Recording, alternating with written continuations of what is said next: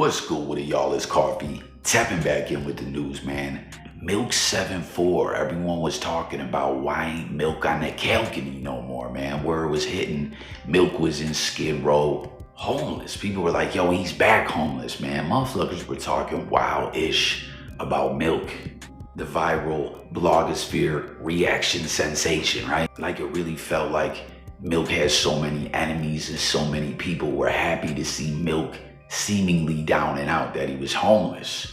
In a 10, I keep thinking he was trolling, man. Tap in and let me know if you think that was for real or not, man. All that homeless-ish.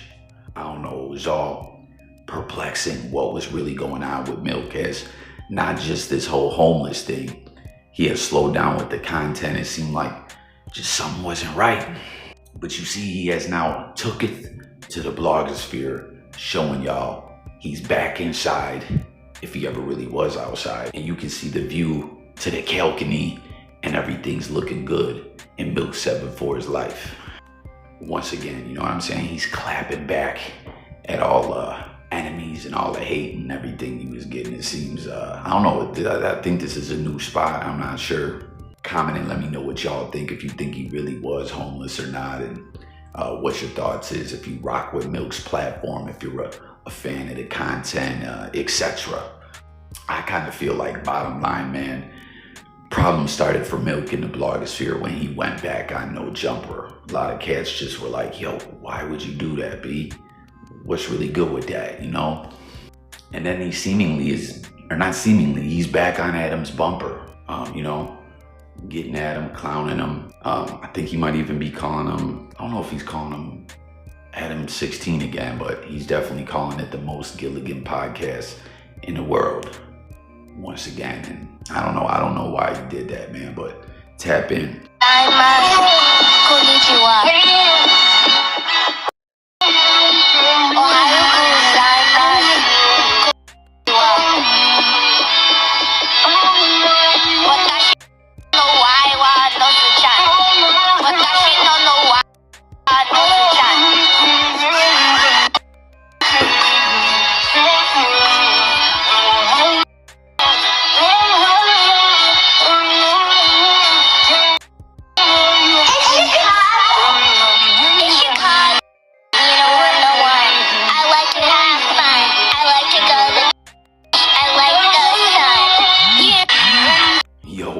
What do y'all think of that, man? That's Kanye, what's this track called? Bomb, off Vultures 2.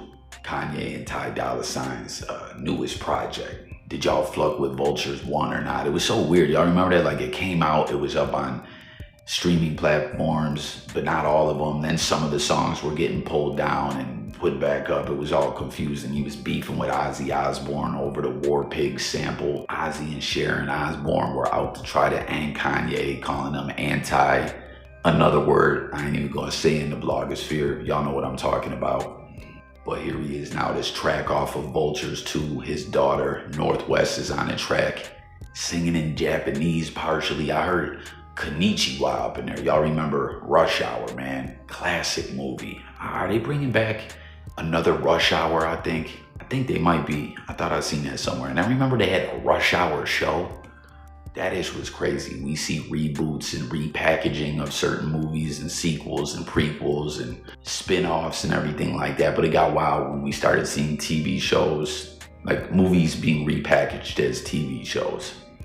But yeah, the Konnichiwa, man. And then I remember in Street Kings, comment if y'all remember that, when Keanu Reeves, when he was undercover in the beginning, he was saying Konnichiwa to some dudes that he was doing business with, and they jacked his ass. They were like, Konnichiwa is whatever language, it's disrespectful to Koreans. They were Koreans, and then they started beating his ass with some martial arts and left him for DEAD. And then he hopped up, drank a couple of them little shooters, those shot bottles of vodka, and went and got active. Comment if y'all flunked with all those movies or whatever, but I don't know, Konnichiwa just reminds me of Rush Hour. Tap in and let me know if you feel that way as well. And let me know what you think about Kanye having his daughter, Northwest, on the track in her verse or whatever. I wonder if she's gonna continue to be an artist, and just like Jay-Z, Blue Ivy is doing music as well. Speaking of that, I wonder if Jay and Ye ever really squashed the issue like that. We never got Watch the Throne 2, right? I don't know, probably never will. And then last up on the news, man, I don't know if y'all saw this.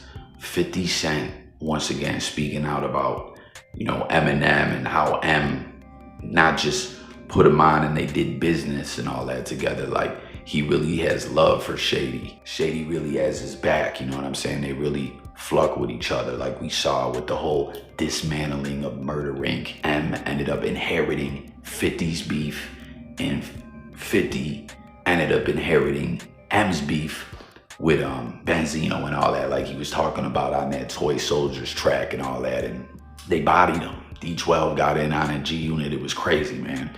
But M and Fifth really still rocking with each other all these years later. We saw him at the Hollywood Star ceremony. I think was that Dre that was getting this, I can't recall.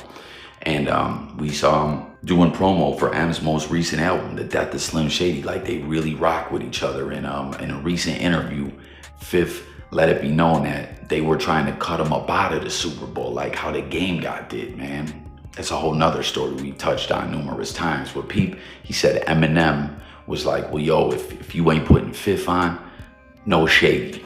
End of story. And he said, they wanted to leave me out of it. They didn't want me there. Eminem wouldn't do it without me. That's how I ended up on the show, because he was not coming if I didn't do it. When that happens, you go, damn, so you just lost Eminem because you didn't bring 50. Damn, all right, bring 50 then. But it was up to them. They would not have me there. I'm the surprise. I'm not on the bill at all, but they couldn't get M to do it without me.